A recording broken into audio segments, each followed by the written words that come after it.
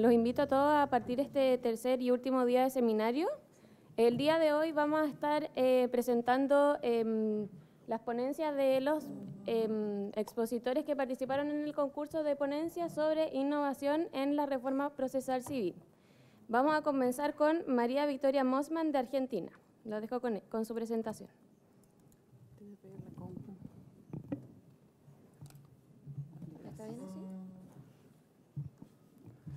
Hola, buen día. Con el resto de los ponentes hablábamos de que la mayoría de los temas ya fueron tratados, que es poco los que nos queda por decir, intentar algún aporte o por ahí tratar de cerrar alguna idea después de todo lo que han trabajado todos, que hay líneas coincidentes en un montón de cosas, que eso seguramente lo evaluaremos todo como muy productivo, pensando en intentar un trabajo conjunto para los países de Latinoamérica. Uno de los temas que se reiteró fue ¿para qué hacemos la reforma? Creo que Eduardo Teiza en particular hizo hincapié en eso, también lo hizo Jaime Arellano. Y el trabajo mío intenta un poquitito pensar en eso, en qué contenido le vamos a dar a la política pública que vamos a encarar a través de una eventual reforma.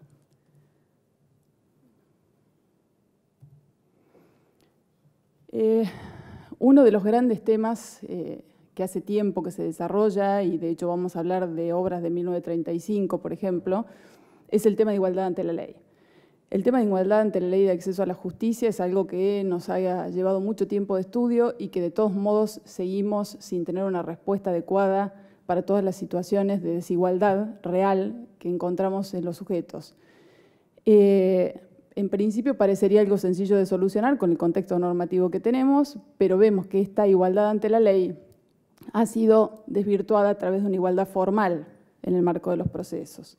Con lo cual, este contexto normativo, en principio, dada la realidad que tenemos en los sistemas de justicia latinoamericanos, no ha sido suficiente.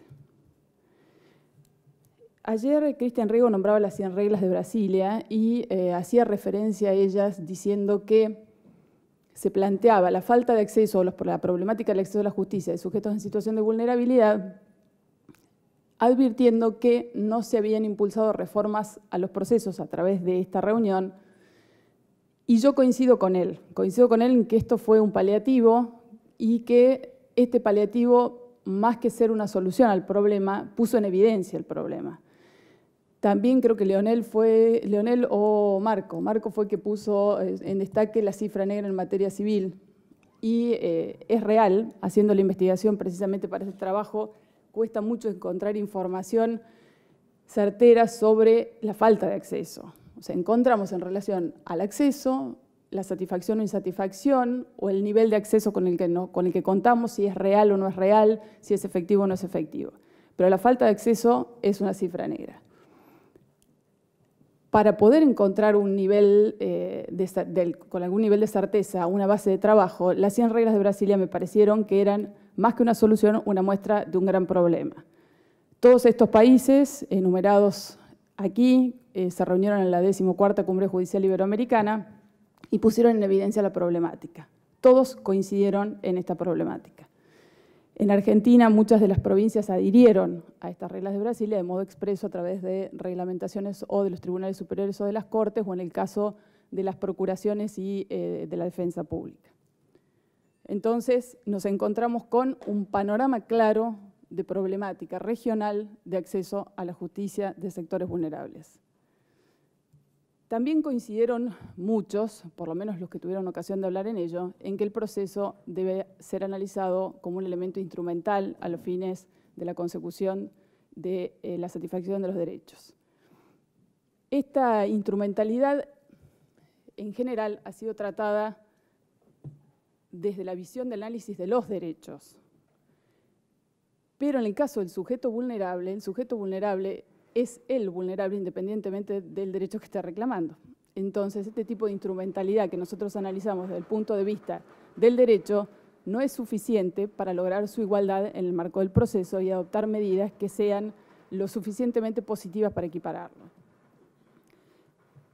Aparece acá la figura de la instrumentalidad subjetiva, que no es ninguna novedad. Esta instrumentalidad subjetiva ya la había trabajado Piero Calamandrei en 1935, como les decía, esto ya viene de larga data este análisis, al analizar las providencias cautelares. Calamandrei en esa época ya se preocupaba por este tema. No solo pensaba en la instrumentalidad de las medidas cautelares como una cuestión destinada solo a garantizar la consecución del objeto del proceso, sino que también se lo planteaba la instrumentalidad desde el punto de vista del sujeto. Decía que había sujetos que, por más que el proceso demorara su tiempo normal, al momento de arribar a la conclusión del proceso y lograr el cumplimiento de la prestación que estaba buscando a través del juicio, para él ya iba a ser tardía, independientemente de que el objeto fuese posible. Para él ya iba a ser tardía por su especial situación de vulnerabilidad. Y a esta instrumentalidad Calamandrei la llamaba instrumentalidad subjetiva. Esta instrumentalidad subjetiva que Calamandrei solo apuntó en el marco de la medida cautelar, que es su estudio, la encontramos en todas las figuras del proceso. O sea, no es algo que solo lo podamos pensar desde el lugar de las medidas cautelares. La doctrina ha trabajado extensamente buscando desde la Escuela de Acceso a la Justicia y pensando en la visión social que se ha desarrollado desde los italianos y también en Latinoamérica, con una serie de institutos en el trámite del proceso. O sea, se han analizado instituciones. Pero estas instituciones no tienen una visión sistémica, sino que son vistas puntualmente y analizadas puntualmente. Fueron, sin lugar a duda, un gran aporte. Pero la mirada que intento dar a todo esto es pensar en la instrumentalidad desde el sujeto y que haya un grado mayor de análisis que esté por sobre las instituciones y que sea genérico para todo el sistema procesal civil. Esta mirada de la instrumentalidad subjetiva puede leerse, si se quiere, dentro de algunos casos muy puntuales, como fueron el caso PHP con Di Cesare, de la Corte Suprema de Justicia de la Nación Argentina, donde la Corte apuntó a la situación de vulnerabilidad de la niña que había sufrido el accidente para adelantar la tutela, siendo una niña de escasos recursos y sin acceso al sistema de salud. En el caso Furlan, Argentina fue condenada por la Corte Interamericana también ante una situación similar, en la cual ya estábamos hablando de un caso de ejecución de sentencia, la falta de cumplimiento de plazo razonable, donde la Corte Interamericana le dijo a Argentina que debía adoptarse en el trámite del proceso, más allá de que las regulaciones las consideró suficientes, los jueces debían adoptar posiciones proactivas y de adopción de medidas de acción positiva para equiparar a los sujetos en el trámite del proceso. Bueno, todos hablamos de las dificultades o el formalismo o el formulismo que genera el trámite actual escrito. El trámite actual escrito realmente genera que para cualquiera de nosotros ingresar al proceso es solo ir y tocar la puerta para ingresar, para un sujeto en situación de vulnerabilidad tal vez requiera de una maquinaria demasiado compleja como para poderse equiparar. ¿Saben quién es Ruth Goldberg? Ruth Goldberg era un dibujante americano que tenía la particularidad de hacer este tipo de construcciones que eran ridículas para una sencilla tarea. Bueno, ¿por dónde hay que empujar este sistema? Mafalda decía, ¿por dónde hay que empujar este país para llevarlo adelante? En este caso, ¿por dónde hay que empujar este sistema para llevarlo adelante? Las pequeñas causas aparecen como una de las tantas soluciones que podemos encontrar para esta problemática. ¿Y desde qué punto de vista analizado? El segmento de población de escasos recursos no encuentra dentro de los esquemas tradicionales que tenemos, más en el caso de Argentina, que solamente tenemos pequeñas causas en Santa Fe, y algún que otro proyecto y ley aprobada, pero que no se ha puesto en vigencia, nos encontramos con que quien tiene un pequeño reclamo para realizar, el sistema resulta expulsivo, por los costos que tiene y por la complejidad del trámite. Entonces, una forma real y asequible, creíble de poder lograr el acceso a la justicia a estos sectores vulnerables son las pequeñas causas, pensadas como un sistema gratuito de bajo costo, con simplicidad de formas, con celeridad de trámite, con cercanía territorial, inmediación, justicia próxima a las personas, intentando esto que hablamos de un acceso real al sistema judicial. Las extras que encontramos en esta propuesta o en esta idea es, a través de la oralidad, pensar en una comunicación eficaz. Nuestro sistema escrito lo que genera es que a través de la traducción que el abogado hace de la problemática que tiene su cliente, traducirlo al juez en un lenguaje que no trasluce la situación especial del justiciable.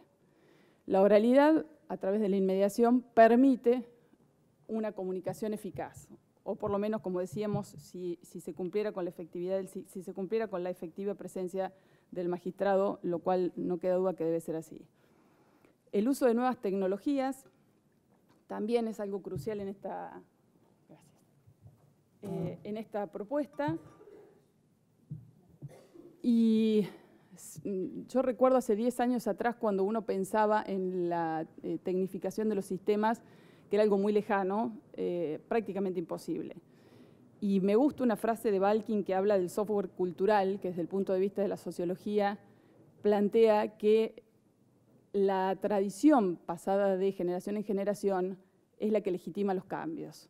En este caso, los cambios a través del uso de la tecnología han sido legitimados en un plazo muy breve porque la tecnología avanzó en nuestra vida cotidiana.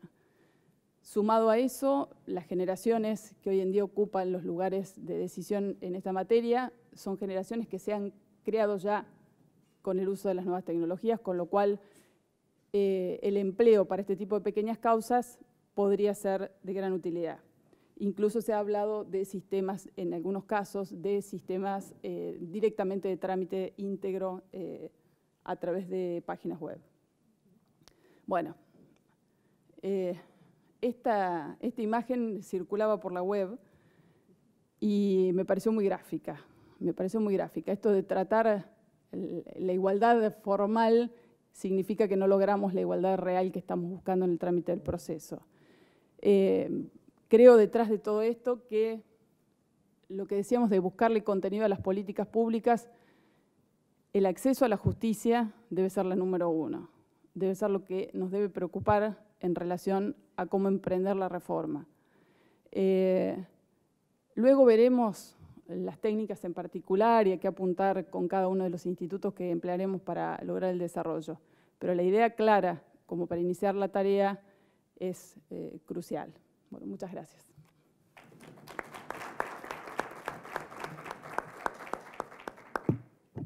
Muchas gracias, María Victoria. Vamos a continuar ahora con la presentación de Rommel Sandoval de El Salvador.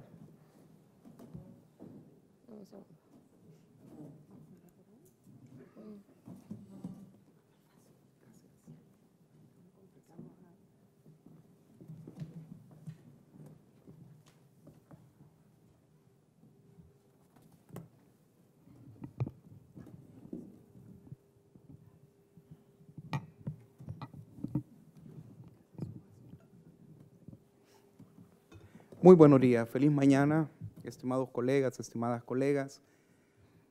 Vengo de El Salvador y bueno, es un honor estar no solamente con el Centro de Estudios de la Justicia acá en Chile, sino que también creo yo que tengo bajo sospecha en mi casa a mis hijos porque ellos piensan que vengo a cantar a Viña del Mar. Obviamente tengo una pésima voz, pero hasta el día de hoy en la mañana, que tenemos 3 horas de diferencia, todavía pude alcanzar a hablar con ellos. Ellos piensan que vine también a ver a Luis Miguel, que cantó el 2 de diciembre, creo yo, no sé si cantó, si pudo o no lo hizo, en fin. Voy a hablar un poco de la experiencia que hemos tenido en El Salvador y Centroamérica, porque ha sido relevante para modelar el sistema de justicia civil y mercantil que ya está en vigor desde el año 2010 y que mi buen amigo Manolo Montesino, con quienes fuimos coautores en la redacción del código, pues ya les habrá adelantado algunas características. No voy a hablar de esas características para no repetirlas, pero sí coincido también con lo que menciona la doctora Mossman, justamente en que lo primero que hay que replantearse es para qué queremos reformar, por qué queremos reformar y a quiénes le vamos a dar protección jurisdiccional. Esencialmente, nosotros en El Salvador, desde hace 20 años, empezamos la reforma judicial como una necesidad propia de la violencia de la guerra civil que tuvimos hasta el año 92. Tuvimos más de 12 años de guerra civil y por lo tanto la reforma judicial implicó justamente establecer mecanismos de solución de controversias civilizadas entre los salvadoreños a través del sistema y tratar justamente que el Estado tuviera una política criminal, no de desaparición forzada, sino justamente de de conocer y de aplicar la justicia penal como debe ser en un Estado de Derecho. Yo he tenido la oportunidad, tengo más de 20 años de trabajar en la reforma judicial en El Salvador. He sido subdirector, director de programas de justicia, sobre todo del gobierno estadounidense. Y luego trabajé con CAFTA, el Tratado de Libre Comercio entre Centroamérica y Dominicana, mejorando los modelos de justicia en materia laboral. Que si bien CAFTA o el hecho de hablar de los estadounidenses, y a pesar que estamos en ceja y que es casa de toda la OEA, siempre levanta agallas en muchos sectores de nuestras sociedades, pero CAFTA tuvo la virtud, en mi opinión, de mejorar justamente lo que mencionaba la doctora Mosma, la protección a los trabajadores y a las trabajadoras, que nosotros en Centroamérica, nuestro mayor sector es la maquila, en donde justamente las desprotecciones son mayores y las reformas intentaban justamente hacer procedimientos más abreviados, más cercanos a la gente, pero también con un modelo justamente en donde hubiera una práctica probatoria, porque al fin y al cabo, los que hemos tenido alguna experiencia jurisdiccional, yo no he sido juez, pero he estado muy cerca del Poder Judicial, sabemos que sin evidencia, sin prueba, la actividad del juez es insuficiente, sería prevaricato si no tienes evidencia mínima suficiente para tomar una determinación o adjudicar una pretensión. En ese sentido, también es importante tomar en consideración las culturas judiciales, tanto las precedentes, las actuales, como el ambiente en donde vamos a implementar la justicia. Ustedes van a escucharme a mí que hablo siempre o voy a hablar de un modelo adversarial de práctica probatoria. ¿Por qué razón? Nosotros estamos más cerca de los estadounidenses, tenemos 3 millones de salvadoreños en los Estados Unidos, producto de la guerra, y por lo tanto la cultura de los salvadoreños, la transculturización, o como bien decía Tarufo, como bien decía también el otro amigo italiano, se me olvidó ahorita el nombre, los italianos son difíciles de pronunciar a veces. No estamos a través de la frontera, sino que estamos entre las fronteras de la jurisdicción y por lo tanto hay un libre flujo de conocimiento, un libre flujo de modelos. En ese sentido, cuando nosotros comenzamos la reforma judicial, nunca nos pensamos cómo iba a ser o qué infraestructura iba a tener los tribunales o los centros judiciales justamente para desarrollar esa actividad probatoria. Esos fueron los grandes defectos de los primeros programas de reforma judicial, sino que en el camino se intentó ir solventando las actividades, pero el día en que entró en vigor la reforma procesal penal, la reforma de familia, la reforma de la justicia penal juvenil, que fueron simultáneas en El Salvador, de juicio oral y público, salud, no habían los suficientes recursos, los jueces y las juezas tenían que atender en su propio despacho, en su propia oficina particular, las juezas traían mesas de su casa para poder administrar justamente la justicia, para sentar a las partes, para sentar a los testigos. Obviamente, y coincido con usted, no hay una política pública pensada que indudablemente va a impactar en la hacienda pública y va a impactar en el presupuesto general de la nación, en su caso. Y eso es lo que nos lleva a improvisar. Claro, los jueces y juezas serias y responsables intentan hacer bien su trabajo, pero desde la cara del ciudadano, de la ciudadana que paga sus impuestos, y que todos pagan sus impuestos desde que existe IVA en casi toda América Latina, pues requieren una mejor calidad del servicio. Y en ese sentido, las actividades que nosotros hemos intentado llevar a cabo en Centroamérica se han tratado de adaptar justamente a los recursos disponibles y también a aprovechar los recursos que pudieran o no obtenerse en el inmediato plazo. Además de ello, creo yo que es importante mencionarles ahora ya con respecto a El Salvador, que nuestra Constitución, a lo mismo que el resto de constituciones de América Latina, establecen que la manera de adjudicar un determinado derecho es a través de un juicio oral y público. Pero a veces se nos olvida también que no solamente el juicio debe ser oral y público, sino que tienen las partes el deber de defensa o el derecho de defensa, que en el derecho probatorio que nosotros implementamos en el Código Procesal Civil y Mercantil es el derecho de confrontación. El derecho de confrontación tiene una dinámica distinta dependiendo de cada uno de los modelos judiciales en los que se adopta. Nosotros adoptamos el sistema del contrainterrogatorio en la actividad probatoria, muy dinámico a través de preguntas sugestivas. Y por lo tanto también el modelo de audiencia debía incorporar determinado tipo de materiales o determinado tipo de apoyo logístico que fuera suficiente justamente para poder recibir la audiencia y justamente lo que mencionaban ayer los panelistas, la posibilidad que el tribunal de instancia o segunda instancia pudiera conocer qué fue lo que pasó en primera instancia. Normalmente el sistema que nosotros establecimos admite justamente una actividad probatoria en el cual se interroga a las partes. Las partes materiales pueden ser interrogados dependiendo de la estrategia de cada uno de los abogados.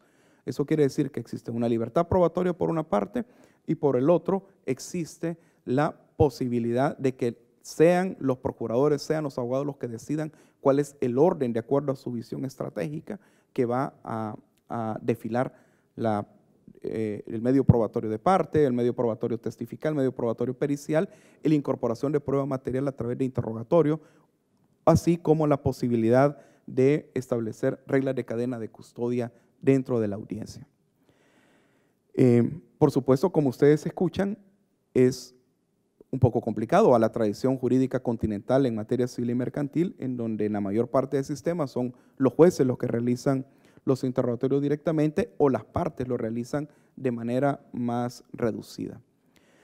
Hemos incorporado entonces en el sistema no solamente un modelo que permite que la parte que ofrece, o mejor dicho, el procurador que ofrece un medio probatorio, sea parte, testigo o perito, realice el primer interrogatorio, poniendo a disposición a la parte contraria para que realice un contrainterrogatorio sugestivo, en donde, como mencioné, en la mayor parte de códigos pues son restringidas las preguntas, al menos del derecho continental tradicional.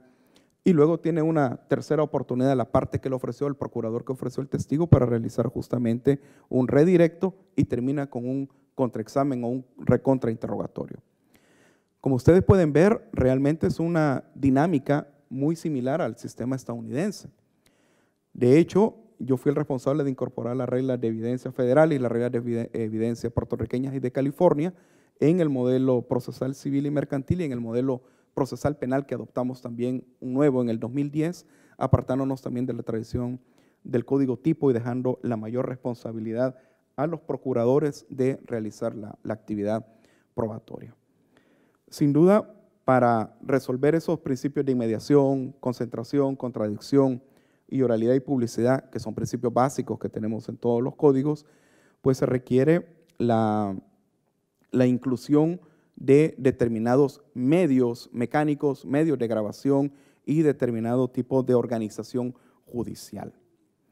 Este es nada más un esquema básico de cómo se realizan los interrogatorios. Ese está pensado más que todo pero el testigo, pero la misma técnica utilizamos para declaraciones de parte. De hecho, como mencionaba ayer el profesor de la Universidad de Bayreuth, ¿verdad?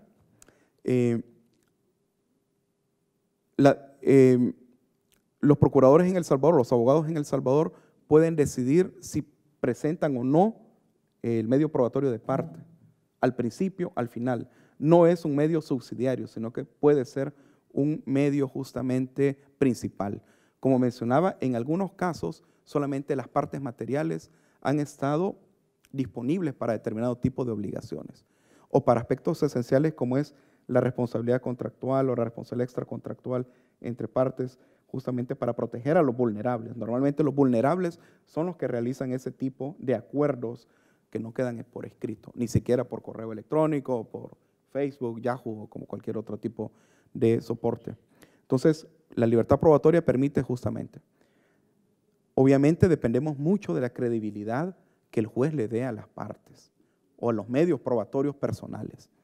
Y como ustedes saben, ustedes que son jueces, los medios probatorios de carácter personal pues siempre existe la posibilidad que haya un problema de percepción de la información del medio, de la fuente de prueba, que exista también un tipo de problema en la capacidad narrativa del testigo de la parte, no del perito, pero el testigo de la parte en algunos casos, y también que exista el riesgo justamente de memoria, se le olvidó, o los detalles no son tan concretos como sucedieron anteriormente. También pusimos una regulación, como mencioné al principio, de la introducción de prueba material a través de testigos. Esto es relevante. En el sistema estadounidense implica la autenticación de medios de prueba documental, instrumental u otro tipo de objetos o materiales. Nosotros lo pusimos, si bien como una autenticación de prueba, pero también lo utilizamos normalmente en los tribunales como un mecanismo estratégico para mostrar al juez la pertinencia de un instrumento o de un documento con relación a los hechos. Porque normalmente en los juicios más complejos, sobre todo los de carácter mercantil, pues en la demanda va acompañada con todas las cajas documentales, todas las facturas, todos los pagarés, cualquier otro documento que sea relevante en un juicio declarativo.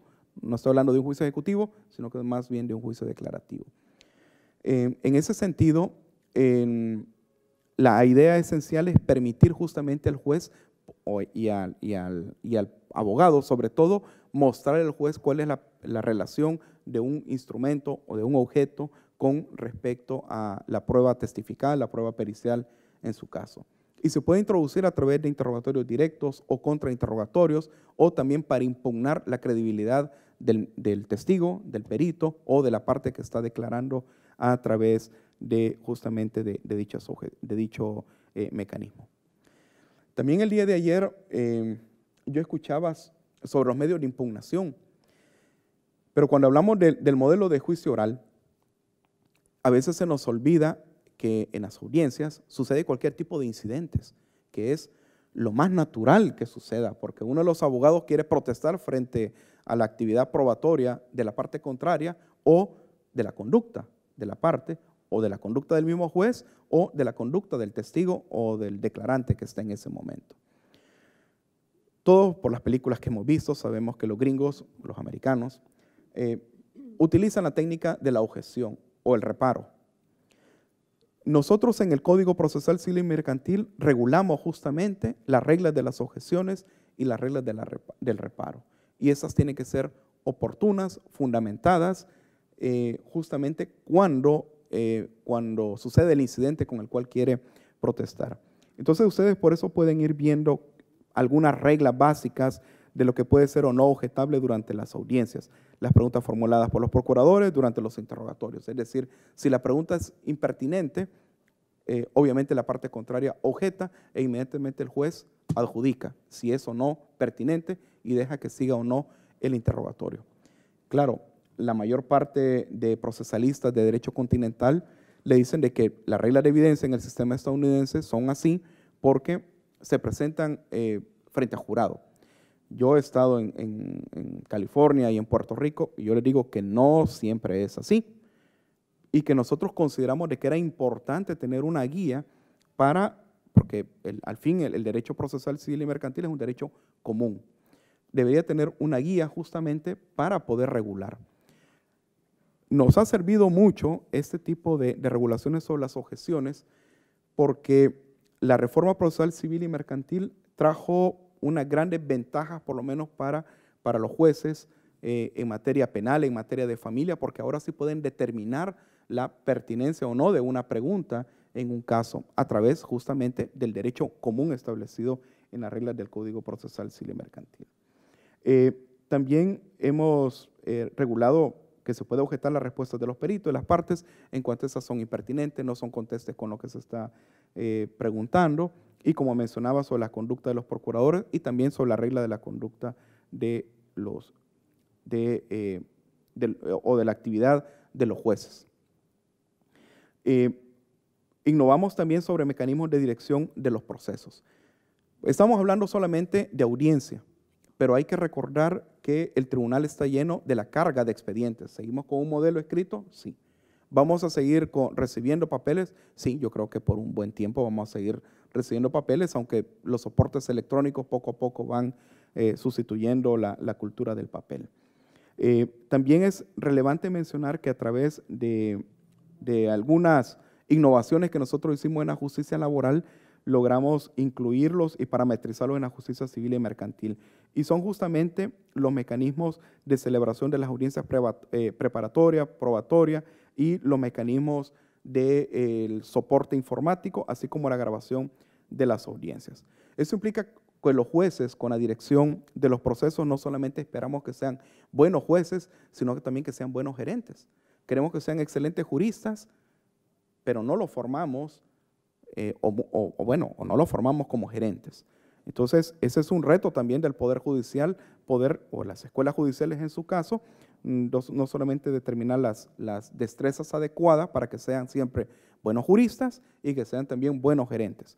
Ese es un esquema en el que muestra que normalmente en los tribunales, sobre todo los unicelulares, que es la mayoría de menores causas o menor cuantía, o juzgados de paz o tribunales de primera instancia, de carácter unicelular, en que tenemos entradas y salidas.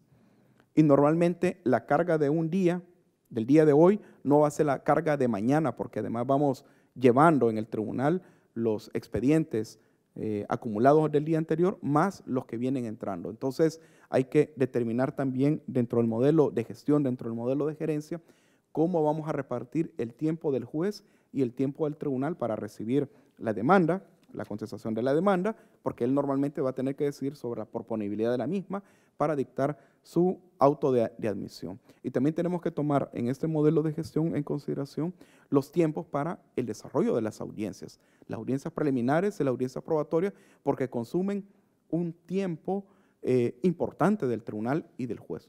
Si es que no nos queremos seguir engañando con la justicia delegada. Bueno, eso ya lo mencioné, sobre la importancia de la gerencia judicial, la dirección del proceso y la administración del tribunal, y también el permitir a los jueces los suficientes soportes para que pueda realizar debidamente su actividad procesal. Quiero mostrarle dos imágenes, ya casi para terminar, sobre el modelo de grabación que nosotros logramos crear en El Salvador para los tribunales laborales, pero los parametrizamos también para los sistemas civiles y mercantiles, y luego han ido adoptándose también en los tribunales penales. Si ustedes observan en la primera imagen, que es una planta o una visión de arriba, repartimos a las partes y al juez para ubicar justamente las cámaras. Las cámaras permiten grabar la actividad que realiza el juez y también la actividad que realizan las partes durante el interrogatorio que realizan al testigo, al perito o a la parte material en su caso. Entonces ustedes tienen dos visiones de lo que es la cámara 1 y lo que es la cámara 2. Eso es relevante porque todos estos casos van a ir en apelación o son potencialmente que puedan ser vistos en apelación, y por lo tanto el tribunal de apelación tiene que saber qué fue lo que pasó. Yo estoy en contra de lo que mencionó la doctora Ledesma ayer, en el sentido de que hay que producir otra vez la prueba. No, la prueba solamente se produce una vez y hay que buscar la manera de resguardar el soporte de lo acontecido en audiencia. Claro, antes lo hacíamos en actas, pero imagínense ustedes en una dinámica de interrogatorio, contrainterrogatorio y objeciones, guardar eso en acta. No, espera, que apunte el ujier, que apunte el secretario, qué es lo que está pasando. Es imposible. Entonces los sistemas de grabación permiten justamente esa comunicación dinámica entre las partes. No estoy diciendo que la tecnología es la solución, pero que sí es importante. ¿Qué es lo que hemos logrado en este proceso de implementación? Un cambio de actitud y una mejora en torno al tribunal. Sí, la Corte se dio cuenta que los tribunales no van a funcionar con los recursos materiales que se tienen. Entonces, los presupuestos ahora van pensados justamente en mejorar los recursos materiales de los tribunales. Hay una reorganización de funciones del personal, por supuesto, porque el colaborador que antes llevaba actas, llevaba expedientes, pues ahora va a ser el responsable de manejar las cámaras. Bueno, de hecho tuvimos que hacer estudios de resistencia de los micrófonos, que son tan lindos, pero obviamente estar manipulándolos se arruinan, estos de cuello de ganso, no sé si le llaman aquí también, se arruinan fácilmente. Entonces hay que buscar tecnologías más robustas que nosotros sabemos que van a ser compradas una vez por la Corte Suprema o por la administración de la Corte y ya no va a volver a comprar otro equipo hasta que venga otro magistrado que le interese realmente que se siga renovando los muebles y los equipos de tribunal. Así como se compraban antes buenos escritorios de roble o de buena madera que duran todavía en los tribunales y que no han sido sustituidos desde hace 20, 30 años, pues también necesitamos algunos equipos robustos que sean manipulables y que sean manipulables también por abogados, porque no vamos a tener ingenieros informáticos, ingenieros industriales en los tribunales. Algunos lo pueden tener en los centros judiciales más grandes, con mejores recursos, pero fuera de ahí tienen que ser equipos y sistemas que sean fácilmente utilizables y que el mantenimiento no sea tan caro. ¿Tenemos que optimizar los tiempos de los tribunales? Sí. No le podemos hacer evaluaciones a los jueces si no le damos recursos suficientes para optimizar el tiempo. Hay que sensibilizar a los procuradores y apoderados judiciales de que hay un cambio. La mayor parte de abogados particulares no quieren aprender las nuevas prácticas y eso implica también un tiempo que va a desperdiciar el tribunal con peticiones absurdas, con conductas inapropiadas durante las audiencias y por lo tanto debemos también trabajar. Hay que hacer una programación de segmentación del día para ir programando quién va a hacer qué, porque si el juez es el gerente del tribunal y es el director del proceso, mientras él esté en audiencia, pues no vamos a tener una fiesta afuera de lo que pasa en el salón, sino que tiene que estar todo bajo control.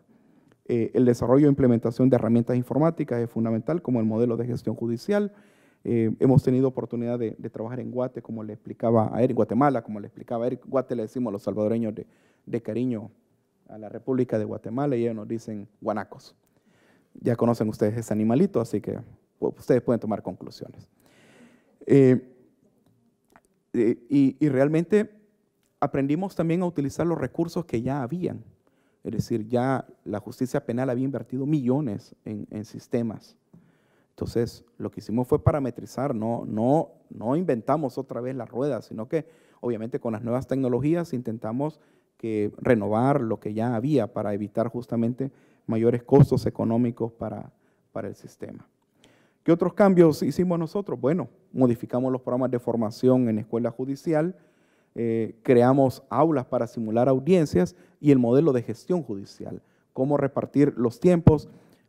Si alguien ha tenido oportunidad de ir a Williamsburg, en National Center, hay tribunales en el cual se crean los puestos de trabajo los cubículos donde están los colaboradores, los letrados y el secretario, además de la sala de audiencias, y se miden tiempos y el flujo con la capacidad de resolver. Eso es importante porque el juez debe saber para programar cuánto es la capacidad que el tribunal puede dispensar en su tiempo. Y solo estamos hablando ahora del procedimiento común declarativo, no estamos hablando de los otros procedimientos especiales que llevan además otro tiempo dentro de la actividad del tribunal. Modificamos también los pensum en las universidades, creamos un modelo de clínica legal para que haya práctica, justamente a través del acceso a los vulnerables, al interés público, y los estudiantes colaboran en el litigio con asesores que son autorizados. Establecimos cursos de técnicas de litigación oral que, como vieron, las prácticas son de interrogatorios, pues son complejas, hay determinadas destrezas que hay que ensayar, hay que aprender, hay que equivocarse. Los abogados tenemos que equivocarnos, pero equivocarnos afuera, no adentro del tribunal. Y creamos también un concurso interuniversitario de litigación. Hacemos que concursen 18 facultades de derecho una vez al año en las destrezas de litigación oral en cualquier materia, pero lo hicimos en materia civil y mercantil, ahora lo estamos haciendo en justicia penal juvenil para justamente renovar también el interés en una materia que había sido prácticamente abandonada. Así que les agradezco mucho la paciencia de las consideraciones por lo que he explicado y creo que de alguna manera pues he tratado de ser bastante concreto en la experiencia que hemos tenido en El Salvador, de los pasos que hemos estado llevando a cabo y siempre es complejo y no solamente la decisión de qué modelo voy a tomar, sino cuáles son los roles de los sujetos procesales dentro de las audiencias, porque a partir de ese tipo de decisiones yo puedo determinar cuáles son los recursos materiales que yo voy a tener en el tribunal para poder despachar prontamente a los clientes, que son justamente los ciudadanos. Muy amables, gracias.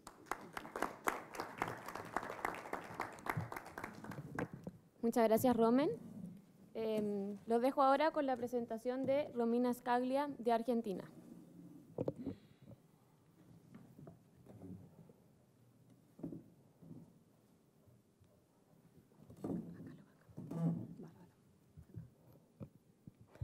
Bueno, como hablábamos antes de empezar las exposiciones, esto es algo muy entre amigos ya a esta altura, muy informal, por eso bajamos el escritorio, perdón si molestamos. Se nos había ocurrido poner las sillas también en círculo, pero bueno, superamos los 15, así que decidimos quedarnos así. Bueno, para mí es un placer estar acá. Voy a hablar de una experiencia muy sencilla, eso hablaba con mis compañeros antes de sentarnos en la mesa. Realmente creo que abordar cuestiones muy teóricas cuando se abordaron con realmente una altura que merece mucho respeto, creo que no es necesario. Y si yo presenté una ponencia fue para contar la práctica. En realidad yo soy una jueza de terreno, porque soy una jueza comunitaria en la provincia de Santa Fe, que es una provincia de la República Argentina, es una provincia grande que tiene el tamaño de muchos países de mis amigos. Tenemos una ley de pequeñas causas desde el año 2011. Es una ley interesante. Algunos dicen que lo más probable es que el antecedente puede ser la justicia especial en Brasil. Otros creen que tal vez también puede ser la de Estados Unidos. Pero bueno, sinceramente es un procedimiento novedoso, interesante. Yo hace 2 años que estoy en la justicia, vengo de la profesión liberal. Me gusta la justicia comunitaria, sabía cuando concursé el cargo a lo que me tenía que atener, pero sin perjuicio de ello creo que realmente en Santa Fe necesitamos de un impulso importante, ya sea desde el lado de las políticas públicas, como también desde decisiones más sencillas, desde decisiones de la Corte. Pero bueno, no vamos a tirar pálidas. La idea fundamentalmente es contar lo que se puede hacer. Les cuento, yo soy jueza en Granadero Baigorri, es una ciudad del Gran Rosario. Es una ciudad que está pegada a Rosario. Rosario es conocida bastante, inclusive a nivel internacional, es una ciudad grande, con una conflictividad importante. Rosario y la provincia de Santa Fe, de alguna manera, son parte del Producto Bruto Interno en cuanto a producción económica de Argentina. Realmente no pasamos desapercibidos, realmente somos importantes. Pero bueno, también hace que al ser un Estado federal, Argentina, cada provincia tenga su codificación, tenga sus procedimientos. Por lo tanto, en la Argentina, en Santa Fe existe esto y dependemos fundamentalmente de decisiones locales y de recursos locales para que esto funcione. Granadero Baigorri es una ciudad que tiene 50.000 habitantes. En realidad, tal vez necesitaría un juzgado más grande. Y la competencia territorial inclusive se extiende hasta otra ciudad vecina, que son unos 7.000 habitantes más, y realmente la competencia territorial es grande. Yo lo encaré desde el lado del acceso a justicia, a esta ponencia, porque creo que la justicia comunitaria y especialmente el procedimiento de pequeñas causas de la provincia de Santa Fe lo propicia, sin perjuicio de todos los inconvenientes que puedan existir. Lo propicia porque el procedimiento tiene características propias que lo hacen mucho más tentador e interesante a los fines del acceso, y a su vez también por la cercanía, es decir, la idea es de un juez presente, de un juez con el despacho abierto, de un juez cercano, de un juez al que no se lo llame su señoría. Ahora bien, yo me pregunto, y de hecho acá está un poco más teorificado, ¿no? Pero en realidad me preguntaba, a ver, esto es muy lindo, propicia el acceso a justicia, pero ¿qué es el acceso a justicia? Y esto lo viví en carne propia, porque en realidad yo quería que la población, que hacía 18 años que no tenía un juez, supiera que tenía un juez, justamente supiera que tenía la posibilidad de acceder al sistema jurisdiccional Y a su vez me preocupaba que si llegaban al juzgado, ¿cómo iba a responder yo? Si necesitaba, porque lo creo, de pronunciamientos judiciales justos, es decir, de jueces formados, y que los pronunciamientos sean en tiempos prudenciales, acotados. El ciudadano necesita respuestas rápidas. Y algo más preocupante, que realmente lo vivo a diario, es el conocimiento de los derechos por los ciudadanos y de los medios que tienen para poder ejercerlos. Y esto, digo, pucha, era una ciudad al lado de Rosario, donde se supone que hay acceso a educación, a medios, a todo, y realmente era un problema. Mucha gente no sabía para qué estaba el juzgado. Primero, que no existía el juzgado que tenía juez. ¿Para qué existía? ¿Qué podía hacer en el juzgado? Y ni hablar, obviamente, de los derechos fundamentales que tenemos y cómo poder, de alguna manera, reclamar su ejercicio. Entonces me encontré con un problema. Aparte, les comento fuera del Power.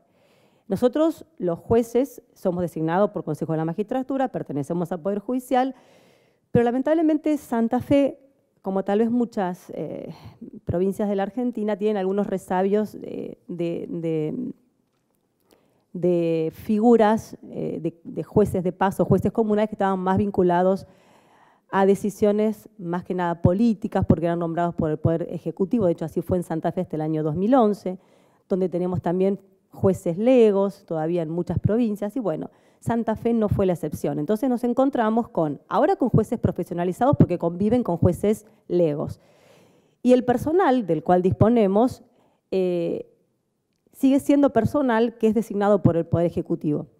Entonces nos encontramos con un problema, es decir, es personal que no tiene la capacitación necesaria, que probablemente viene de otro lugar, de un banco oficial o del registro civil o de la salud pública. Entonces, gente tal vez con experiencia local importante, pero no con una formación. Bueno, realmente esto a mí me preocupó y mucho. Yo tengo la suerte de que mi juzgado es el juzgado de alguna manera más grande de la provincia porque cuento con 4 empleados y con un secretario letrado. Realmente no me puedo quejar porque hay jueces en la provincia de Santa Fe que son jueces, jefes de registro civil, notificadores, todo, es decir, es el combo. Y como yo digo, en mi juzgado y en muchos, realmente los juzgados comunitarios brindamos la posibilidad al ciudadano de tener un tribunal chiquitito en su lugar. Es decir, en el juzgado hacen desde certificaciones de firma, certificaciones de poder, es decir, hay un ingreso importante en divisas, en sellados, mandamientos, cédulas, hago unas 3.000 cédulas por año, violencia familiar, más la pequeña causa, más el servicio de mediación. Entonces la gente va al juzgado porque tiene respuesta realmente. Pero bueno, necesitábamos hacer esto y cómo lo hacíamos con los recursos que teníamos. ¿Qué hice entonces primero? ¿Cómo lograr que la ciudadanía conociera que tenía un juez y que podía acudir al juzgado? Bueno, puse carteles por todos lados. En el juzgado, en la municipalidad, en los centros de salud, en el hospital. Y mis empleados me decían, doctora, miren que esto es un boomerang, usted da a conocer y cómo vamos a hacer. No importa, le digo, yo no tengo miedo. Espero que no ande el micrófono. Después, bueno, traté de también tomar contacto con, de alguna manera, las fuerzas vivas de la ciudad. Me reuní con el intendente, también armé reuniones con todas las asociaciones vecinales. Y algo que me importaba mucho era, yo sentía que necesitaba, porque aparte creo en la diversidad que tenemos hoy en las comunidades, en este abordaje interdisciplinario y dialógico de los conflictos, necesitaba tejer una red de recursos públicos. Yo sola, como les digo, sola, con empleados aparte que no tenía formados realmente con mucha experiencia, ¿no? Porque gente que hacía mucho que trabajaba, y más los temas realmente sensibles, como puede ser la violencia de género, realmente yo necesitaba tejer una red de recursos públicos, y así se hizo. Y aparte, bueno, un aditamento que les voy a contar tal vez en privado. Santa Fe, si ustedes saben, es una provincia que tiene un gobierno socialista. Nosotros hasta hace poco, hasta hoy, tenemos un gobierno nacional peronista. Y en la provincia de Santa Fe, Granadero Baigorria, donde yo estoy, el intendente es una persona también peronista, muy vinculado al gobierno nacional, que pidió licencia en su cargo y se fue al gobierno nacional. Por lo tanto, Baigorria es de alguna manera un bastión peronista en la provincia de Santa Fe. Entonces yo me encontraba también en una situación difícil. Teníamos una provincia socialista, un gobierno local peronista muy fuerte, una municipalidad que obviamente era de este color y todos los profesionales que trabajaban también, un hospital zonal sumamente importante, provincial, socialista, 8 centros de salud provinciales, la policía provincial y ayuda. Bueno, era un escenario que yo no podía desconocer. Es decir, un juez no puede estar detrás de un escritorio nada más. Entonces yo digo, ¿cómo logro tejer una red de recursos públicos con esta realidad? Bueno, gracias a Dios yo entré por concurso, entonces era la figura de alguna manera más limpia que existía. Creo en los diálogos apreciativos, creo fundamentalmente en eso, entonces yo traté de ser de alguna manera el nexo y logré juntar a todos. Y empezamos a hacer reuniones y bueno, logramos que tanto la municipalidad, los centros de salud, el hospital, la policía, los gobiernos locales y demás empezaran a charlar. Los necesitaba, realmente yo no hubiera podido trabajar. Eso era con relación a los recursos públicos. Ahora, con relación a mi personal y a las dificultades internas, bueno, dije, a ver, ¿cómo hago? Tengo que tratar de motivar a esta gente que no quiso estar tal vez en la función judicial y que llegó porque fue una oportunidad de trabajo o por una relación política, pero bueno, yo necesitaba motivarlos. Bueno, empezamos a hacer, yo creo en la gestión participativa, así que hicimos un plan participativo de trabajo. ¿Qué implicó esto? Primero recabar las necesidades, escucharlos, respetar su experiencia, porque realmente yo era una jueza joven que venía de la profesión, de alguna manera que venía de la academia, ellos tenían mucha experiencia en terreno. Entonces, bueno, aparte, sin perjuicio de los conflictos internos que toda organización tiene, bueno, fuimos abordando de a poquito un plan participativo, reuniones grupales, hicimos capacitaciones del personal con el secretario, hicimos algunas en las cuales los involucramos a ellos, por ejemplo, cuando trabajamos sobre notificaciones, la capacitación la preparó quien las hacía junto con nosotros, es decir, tratamos de involucrarlos y funcionó. La verdad que, a pesar de que están todos por jubilarse, me siguen, no sé por cuánto tiempo, pero me siguen. Otra de las cosas fue mejorar las condiciones de trabajo. Yo llegué y el juzgado estaba horrible, horrible, despintado, compartimos el mismo edificio con el registro civil, estaban muy mal ubicados. Bueno, moví cielo y tierra, la corte y demás, logramos pintar el juzgado, traje muebles de Santa Fe, moví al registro, los convencí de moverse para otro lado, hice una mesa de entradas que no existía, no tenían mesa de entrada y ellos no creían que era necesario, creían que era importante que ellos estén cerca del ciudadano. Yo les explicaba, no tiene nada que ver, pero bueno, logramos hacer una mesa de entradas, ni hablar que no teníamos computadora. Bueno, yo llegué con mi notebook el primer día y después cambié la computadora de mi casa y traje la de mis hijos y bueno, y así fuimos y compramos otra, compramos una impresora, todo absolutamente con fondos propios. Porque la Corte decide, cuando yo le pregunté, le mandé 20.000 notas, pedí reuniones, me dijeron que no estaba previsto informatizarnos. Bueno, listo, ya está, tengo el no, sigamos para adelante. Pero bueno, logramos tener un sistema sencillo, tenemos 3 computadoras en red, una impresora. Ahí el registro me presta la Wi-Fi. Entonces, también tengo Wi-Fi. Es así, chicos. Es todo, es seducir a ver qué te puedo dar a cambio. Yo les compro un aire acondicionado y ellos me prestan la Wi-Fi. Bueno, y así logro tener una estructura medianamente aceptable. ¿Qué ventajas tenía? No eran todas pálidas, había ventajas. Y uno justamente cuando quiere hacer un plan participativo tiene que hacer un FODA, ¿no? Fortalezas y obviamente, y por otro lado, amenazas, ¿no? Entonces, bueno, traté de ver. Tenía realmente la suerte de tener un trabajo interdisciplinario que lo había logrado, ese trabajo en red. Logré convencer a los empleados, entonces compromiso. A pesar de que están por jubilar, no sé por qué todavía me creen, no sé por cuánto tiempo más. Logré también que la Cámara de Circuito de Rosario me acompañe. De hecho, fueron al juzgado, lo conocieron y para mis empleados fue importantísimo. Nadie los había visitado en años. La población empezó a concurrir, fue un boomerang. Sí, hoy es un lío el juzgado, es un lío. Bueno, el procedimiento, les cuento, para que entiendan por qué colaboran los centros de mediación. El procedimiento de pequeñas causas es un procedimiento que se inicia con una demanda que puede ser escrita o puede ser oral. Si es oral, la reproducimos en un formulario. Tiene una instancia de mediación o conciliación como primera, a ver, ¿qué es esto? Es una cosa medio sui generis. Yo recibo la demanda, tengo que fijar esta instancia de mediación, es una mediación intraproceso, la mediación no la hago yo, la tiene que hacer un centro de mediación, no tengo centro de mediación.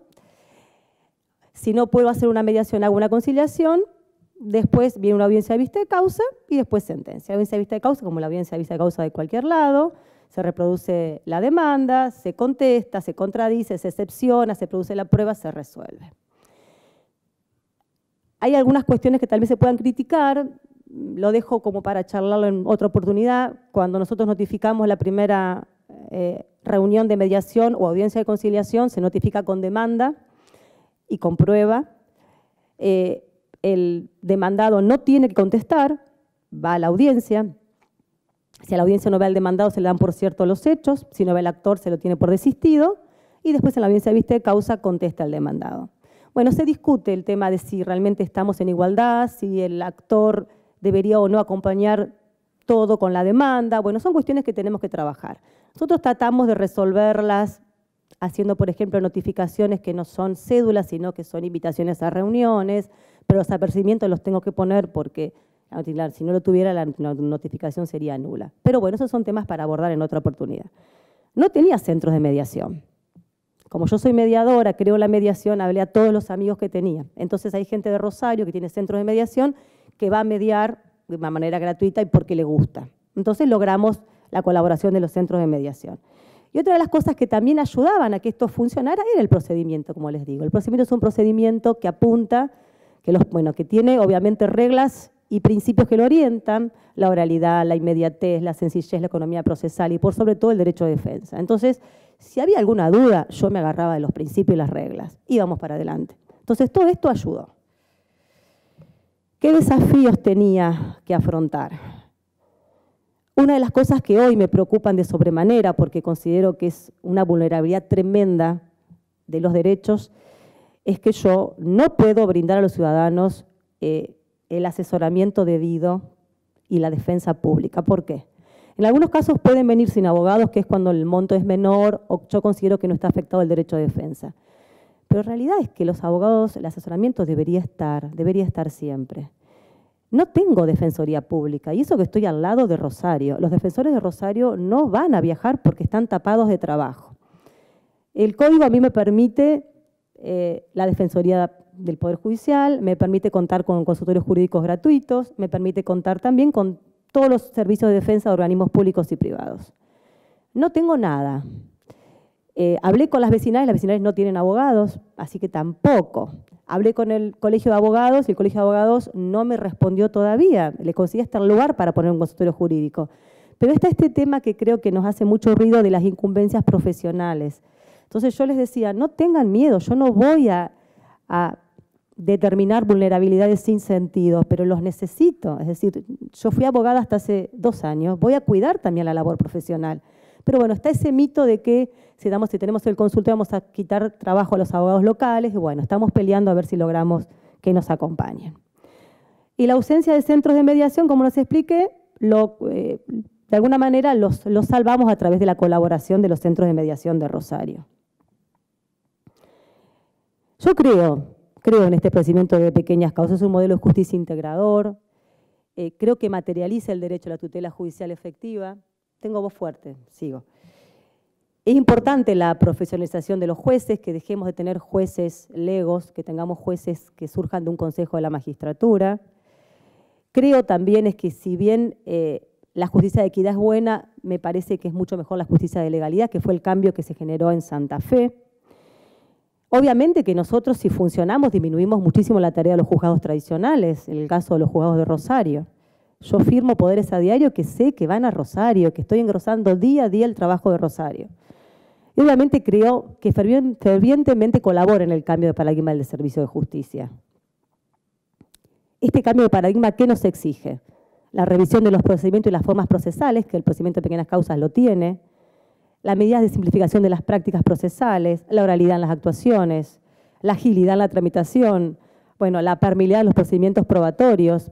En eso creo que tenemos que trabajar desde la justicia y con los abogados. Recuerdo el otro día que tuvo una demanda por un conflicto de convivencia que iba de la mano de una limitación al dominio. Y la verdad que me parecía importante tener una prueba anticipada antes de la audiencia de mediación, de la reunión de mediación, porque iba a ser información que iba a ayudar a la toma de decisiones. Dije, bueno, listo. Pusimos fecha de reunión de mediación, que no la hacía yo sino un centro de mediación, y obviamente hice una inspección judicial anticipada. Fui al lugar a ver de qué estaban hablando, llevé a las partes. Claro, cuando vio el abogado me dice, pero doctora, esto no está contemplado. Y solo se contestaba, sí, pero los principios, y sí, pero las reglas. No le contesté directamente.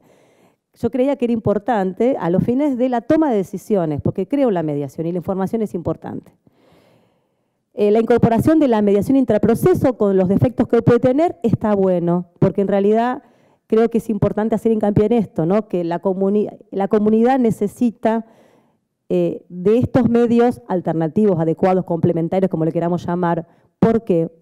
Porque realmente la comunidad no quiere la publicidad de los conflictos. Entonces, el hecho de que lleguen y que le demos la posibilidad de trabajarlo en mediación, con lo que la mediación implica, la confidencialidad, el mantenimiento de las relaciones, la gente va a las reuniones de mediación y acuerdan, porque realmente no, si bien hay una cultura de la litigiosidad, no tanto como en las grandes ciudades, prefieren que el conflicto sea de ellos, que sea con el vecino, que el juez intervenga lo menos posible.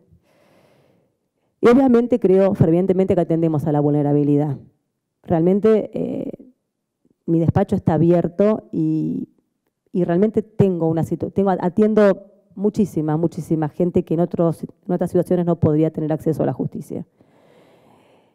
¿Qué implica? Una actuación más inmediata en esto, ¿no? En la eliminación de las desigualdades sociales o en todo caso las inclusiones desfavorables, como dice Amartya Sen, porque convengamos que hay un montón de gente que está en situación de desigualdad y que no está excluida totalmente. Un real acceso a justicia, fortalecimiento de la cohesión social. Yo creo que la justicia comunitaria creo que es el primer escalón de las reglas de Brasilia. Y a mí me sorprende que no se la atienda. Yo, en realidad, aparte de la Corte, Santa Fe adhirió, nos dio un curso hermoso, y realmente a mí me daba vergüenza. Yo digo, estoy acá, estoy escuchando, y yo estoy en el terreno día a día, y siento que no se hace nada. No se hace absolutamente nada. Obviamente todos coincidimos que la eficacia del sistema de justicia no puede medirse por las resoluciones judiciales. Yo creo que la tutela judicial efectiva que tanto pregonamos necesita de este cambio de paradigma en el servicio de justicia y la incorporación de los medios adecuados de solución de conflictos como una opción para la ciudadanía. Obviamente requiere, como lo dijeron todos, educación desde el ciudadano, más los abogados, más los operadores del servicio de justicia y demás. Yo creo, si quieren después les cuento un poco más cómo es el procedimiento, creo que puede funcionar, ojalá nos acompañen con políticas y con recursos. Después de haber escuchado muchas cosas, hablaba con gente del CEGE, digo, si hacemos una experiencia piloto en Granadero Baigorria, digo, porque yo tengo recursos, es el juzgado más grande de la provincia de Santa Fe, tenemos un proceso interesante, pero la realidad es que la Corte no ha decidido levantar la cuantía porque tiene miedo a que no puedan responder los jueces, y es verdad. La mayoría de los jueces no tienen mi realidad. Yo tengo una estructura interesante y aparte los recursos los hemos conseguido. No le tengo miedo a que me levanten la cuantía y a que realmente la gente conozca este procedimiento. Así que bueno, después de haber pasado por acá, me llevo esta inquietud, ojalá alguien del CEJA me acompañe, de a ver si podemos levantar la cuantía en Granadero Baigorria y mostrar que el procedimiento de pequeñas causas puede funcionar bien. Bueno, gracias. Muchas gracias, Romina. Los dejo con el último participante del concurso, que es Eric Juárez, de Guatemala.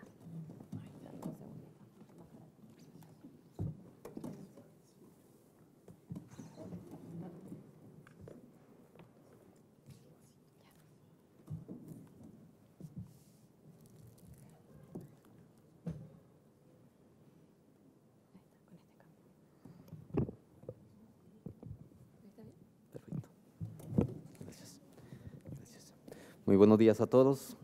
Un gusto estar compartiendo con ustedes. Un agradecimiento al Centro de Estudio de Justicia de las Américas por permitirnos compartir algunas de las experiencias y un tanto también por la visión que tiene de apoyar y desarrollar procesos de reforma latinoamericano en el tema de justicia civil. la justicia civil, con las grandes crisis que presenta, obviamente desarrolla y evidencia las circunstancias de las necesidades sentidas de los usuarios del sistema de justicia que se proyectan en esta lámina, que son prácticamente las circunstancias propias de la mora judicial, la sobrecarga de trabajo, la ineficacia en la tutela judicial efectiva, el ritual de la escritura y tantas otras situaciones que normalmente nosotros conocemos y que discutimos en la reforma de la justicia penal. En Guatemala, que se recepcionó uno de los primeros países a nivel latinoamericano, la reforma de la justicia penal con base al proyecto de Código Procesal Penal tipo para Iberoamérica, también implicó en un momento determinado alguna circunstancia y alguna tendencia de reformar el sistema de justicia civil. Es así que en el año 2000, con la participación de varios profesores, entre ellos Santiago Pereira, se desarrolló un proyecto de Código Procesal General que estaba inspirado en el proyecto modelo tipo para Iberoamérica, y consecuentemente sobre esta base empezó la Corte Suprema de Justicia de ese año a proyectar un proceso de reforma de la justicia que no culminó en ley, pero sí permitió en un momento determinado hacer una reflexión sobre la crisis del sistema de justicia en el país y tener una visión quizás más latinoamericana en cuanto a lo que se estaba haciendo en aquel entonces en el tema de la reforma en este ámbito. Posteriormente, en el año 2005, Guatemala genera un proceso también de transformación en el tema de gestión de organización judicial en el ámbito de la justicia penal, que implica y genera una sinergia para el cambio o quizás la intención de cambiar en el ámbito de la justicia civil. Sin embargo, las circunstancias formales y rituales desarrolladas en el Código Procesal Civil impidieron, obviamente, un proceso de transformación de las prácticas, tomando en consideración el resguardo jurídico que se tenía y la formalidad misma que la misma implicaba. Posteriormente a ello, como ven en el punto 3, en el año 2014, la Corte Suprema de Justicia, después de 3 años de trabajo con distintos expertos, especialmente españoles y centroamericanos, desarrolla un proyecto de Código Procesal Civil en el cual incorpora la tendencia latinoamericana, tanto la referida en Honduras, en Nicaragua, con una visión también en cuanto a lo que estaba haciendo Ecuador con su Código Procesal General y Colombia. Proyecta un código que con la inclusión de los nuevos magistrados queda sin efecto, lo excluyen totalmente de la discusión interna y política, y que esta Corte, la Corte actual, prometió en este año presentar un proyecto propio de Código Procesal Civil, lo cual incumplió, pero hace algo que resulta en un momento determinado como una circunstancia que provoca una necesidad emergente de responder a estas circunstancias. Presenta un proyecto simplista de reformas al Código Procesal Civil actual, donde simple y sencillamente incorpora 23 artículos que están referidos, 1, a una descripción de 18 principios que en nada tienen coherencia con la estructura procedimental que se describe en el Código Procesal Civil actual, y lo otro que genera algunas circunstancias de incompatibilidad en cuanto a al aspecto de la oralidad como propiamente se desarrolla, como es y como se debe de concebir, respecto a la simple verbalización de lo que es la audiencia documentada y la reproducción de la prueba formalizada. Ante estas circunstancias, que son más evidencia de ingenuidad que de genialidad, surge una necesidad sentida y emergente de contrarrestar las circunstancias de la propuesta y ver algunas posibilidades más en cuanto a lo que se podría hacer para mejorar el sistema de justicia civil. Es así que la comunidad jurídica de Occidente, a la cual pertenezco y la cual desarrolló el proceso de transformación de la justicia penal en Guatemala a partir del año 2005 y generó 2 procesos de reforma al Código Procesal Penal, genera un espacio de discusión respecto a las 2 propuestas, hace ver la debilidad, la incoherencia, lo limitado que puede ser la propuesta, sin embargo no es atendida y consecuentemente surge la propuesta y la necesidad de un proyecto de Código Procesal Civil que anticipadamente digo es irreverente ante las instituciones tradicionales de la justicia civil. Irreverencia que tiene un agravante más, la irreverencia del conocimiento de todo lo que se ha hecho en Iberoamérica en tema de reforma de la justicia civil. Desde el desde la Ley de Enjuiciamiento Civil española, del año 2000 con las reformas distintas, hasta llegar a las últimas reformas en Bolivia, en El Salvador, Honduras, Nicaragua, desconociendo, eso sí, lo último que aprobó el Congreso de Costa Rica en cuanto a su Código Procesal Civil.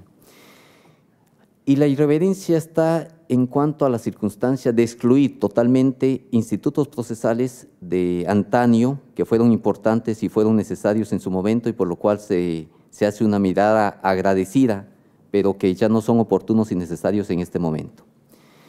Y lo otro es de que plantea grandes objetivos, esto en bastante coherencia con lo que decía Marco Fandiño en su presentación, responde a 3 elementos fundamentales, objetivos básicos.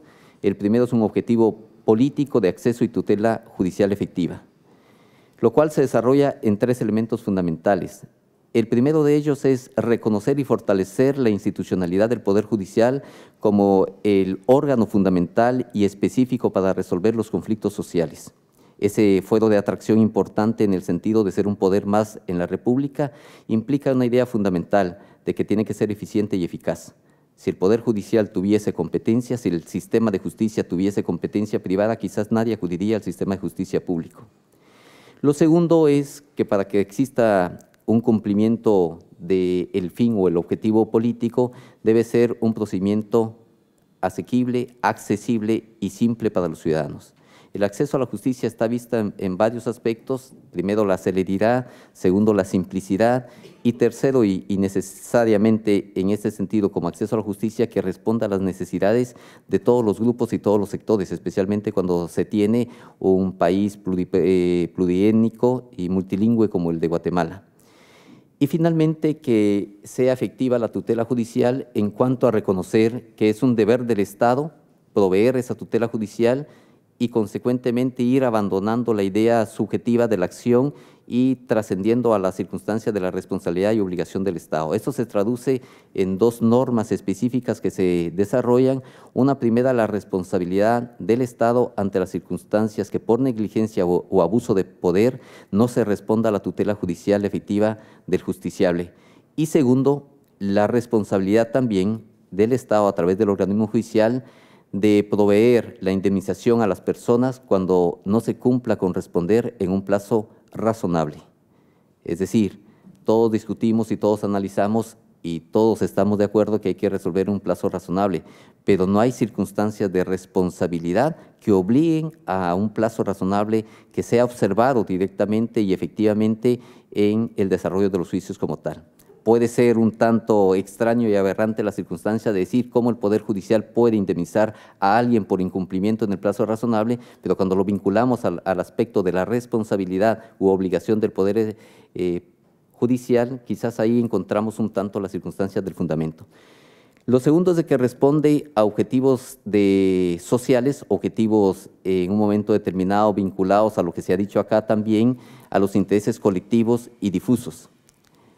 Uno de los grandes clamores de sectores determinados de la sociedad es que pueda responder a las circunstancias de equilibrio, de equidad y de justicia de la sociedad, el sistema de justicia civil.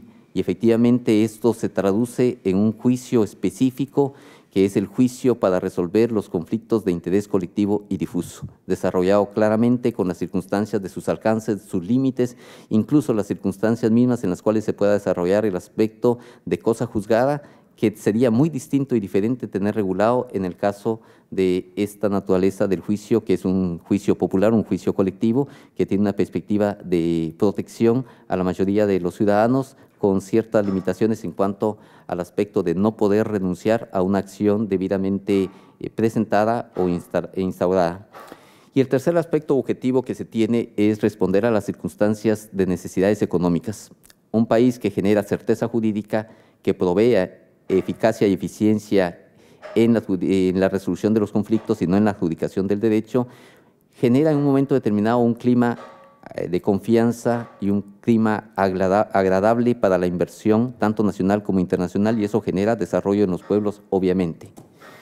Un país que, por el contrario, genera falta de certeza jurídica, genera ineficiencia e ineficacia, es un país que no tiene disponibilidad para la inversión extranjera y nacional, y lo podemos conocer nosotros en distintas experiencias en Latinoamérica, donde hay países que no generan esa confianza para la inversión.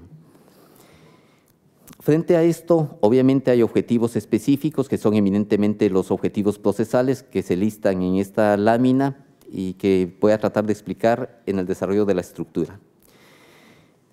Un libro primero que dispone una relación directa en cuanto a una doctrina que ha sentado el Tribunal Constitucional en Guatemala, garantías, principios y derechos. La mayor parte de códigos que se han trabajado en Latinoamérica describen principios, a veces los listan, pero no los desarrollan. Tampoco establecen sus alcances, su contenido, y en el peor de los casos no es coherente con toda la estructura del código descrito. ¿Qué implica esto? Que en el desarrollo que proponemos se establece los principios, como el de celeridad, por ejemplo, relacionado directamente a un derecho. En el caso de la celeridad, el derecho a un plazo razonable. Se establece un límite máximo para poder resolver la causa y, consecuentemente, es responsabilidad del Poder Judicial no hacerlo en el tiempo correspondiente. Están las salvaguardas o están los casos de excepción de no cumplir con el plazo razonable, que los encontramos desde la jurisprudencia del Tribunal Europeo de Derechos Humanos, en el caso Foti versus Italia, cuando establece las 3 excepciones para considerar no violación al plazo razonable, que es recepcionado posteriormente por la Corte Interamericana de Derechos Humanos en distintos fallos, y uno de los más recientes, el caso Furlan versus Argentina, que a partir de su párrafo 152 establece cuáles son los supuestos por los cuales no se puede considerar que el Poder Judicial ha violado el plazo razonable para el justiciable. Junto a ello, hay otras circunstancias más, en específico, como se puede ver en cuanto a las circunstancias de los principios generales, la obligación o los deberes que tiene el juez. Regularmente se ha considerado y se sigue sosteniendo que el juez tiene poderes. En la descripción de la estructura del código se enfoca el deber del juez o los deberes del Poder Judicial o los deberes de los jueces, y consecuentemente hay una serie de deberes que debe de observar, entre otros impulsar debidamente el proceso conforme a las disposiciones del código y darle la forma legal a todos aquellos actos no reglados para que alcancen su cometido. Esta es una regla general para decir que adecúe la conducta en la dirección del proceso para obtener el resultado previsto, que no es más que la solución del conflicto, que está enfocado directamente al recepcionar en la norma la interpretación que la Corte Interamericana de Derechos Humanos ha hecho en más de 21 casos de condena al Estado de Guatemala, donde ha indicado ineludiblemente y sin lugar a dudas que el procedimiento no es más que un medio para la solución más justa del conflicto y que no se puede sacrificar la justicia por formalismos. Esto está descrito tal cual en la disposición normativa y, consecuentemente, sobre esta base se trabaja toda la estructura de la propuesta de código. Lo otro es establecer directamente la actividad procesal. Ayer quizá fui muy directo en señalar de que las experiencias que se tienen hacen una mixtura entre lo escrito y lo oral. En la propuesta es una visión eminentemente por audiencias orales, así que la actividad procesal excluye todo aquello que conocemos tradicionalmente como resoluciones de trámite, excluye todo aquello que normalmente conocemos como las circunstancias de las notificaciones y los grandes inconvenientes que todos conocemos al respecto, y establece única y exclusivamente que toda decisión jurisdiccional y toda solicitud de los sujetos procesales debe ser en audiencia. Establece también que es nulo y prohibido emitir resoluciones fuera de la audiencia y también permitir que los sujetos procesales presenten fuera de una audiencia oral cualquier tipo de solicitud o en un momento determinado petición a los órganos jurisdiccionales. Establece que las resoluciones jurisdiccionales, no en una clasificación de autos y sentencias, sino que una clasificación de respuesta efectiva, deben cumplir con el rigor de la debida fundamentación que se limite al arbitrio judicial. Posteriormente desarrolla todas las reglas probatorias, un principio rector de la libertad probatoria, que es el elemento central sobre el cual se trabaja, así que no hay límite para presentar medios de prueba en el ámbito de la justicia civil, cualquier tipo de prueba puede ser, y consecuentemente regula algunos aspectos sobre los cuales se debe de desarrollar algunos tipos de prueba, elimina la declaración de parte y la incorpora como las circunstancias de testimonio. Lo que decía Felipe en su presentación, hay que comprender en una forma distinta lo que es testigo, ya no como alguien independiente y fuera del juicio, sino que alguien que conoce y ha oído las circunstancias de un hecho vinculativo a la solución del conflicto en el caso concreto. Desarrolla las circunstancias de las medidas cautelares, tanto antes del juicio como en el juicio propiamente, y a la vez crea 3 procedimientos específicos: un procedimiento de conocimiento, un procedimiento simplificado, ordinario, y un procedimiento para solucionar los conflictos de interés colectivo o difuso. Voy a avanzar en cuanto a las circunstancias de esto más adelante, y cierra con las circunstancias de la ejecución de las sentencias. Una ejecución provisoria de la sentencia que lo tiene muy bien regulado, lo tenía muy bien regulada la Ley de Enjuiciamiento Civil, salvo la modificación que se hizo en la reforma última, y esa regulación provisoria de la sentencia es importante tomando en consideración la vinculación a la tutela judicial efectiva.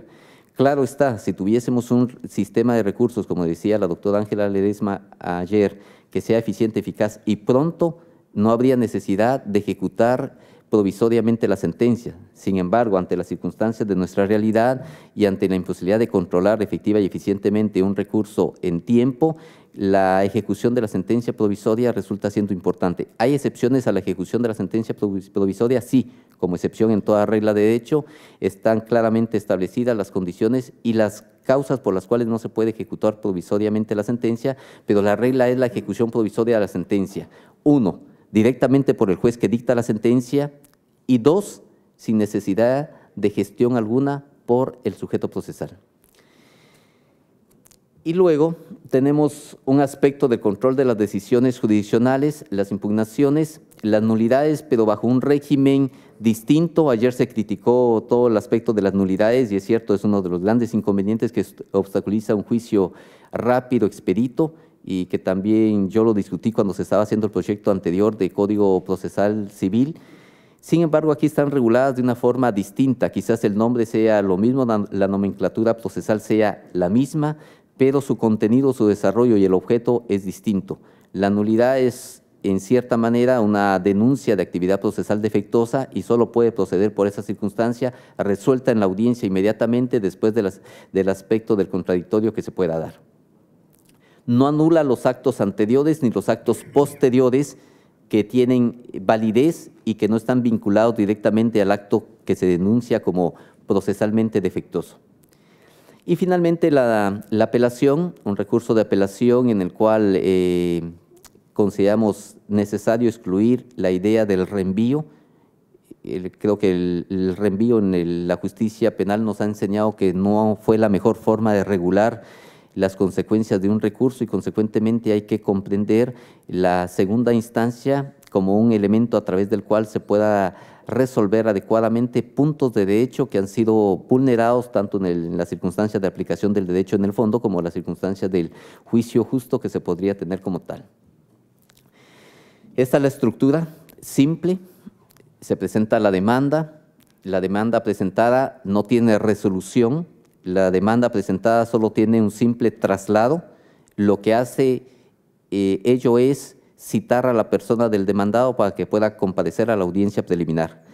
Se excluye y se destruye toda la teoría de las excepciones previas, la reconvención, la ampliación de la demanda, la modificación de la demanda, el emplazamiento y consecuentemente el centro de la discusión en la audiencia preliminar, donde se genera un espacio amplio para la defensa ante los hechos imputados o declarados en la demanda correspondiente. ¿Qué implica esto? Que en muchas ocasiones la excepción concebida como un medio de defensa fue muy restringida, un catálogo de excepciones preliminares que fueron concebidas en muchas ocasiones como formas dilatorias del proceso y todo lo que ello implicaba. Posterior a la audiencia preliminar, que tiene por objeto definir los hechos del juicio, también discutir sobre la admisibilidad de la prueba con 5 reglas fundamentales: la licitud, la legalidad, la pertinencia, la idoneidad y la suficiencia de la prueba, lo que controla al juez en esta audiencia a través de la proposición de los sujetos procesales.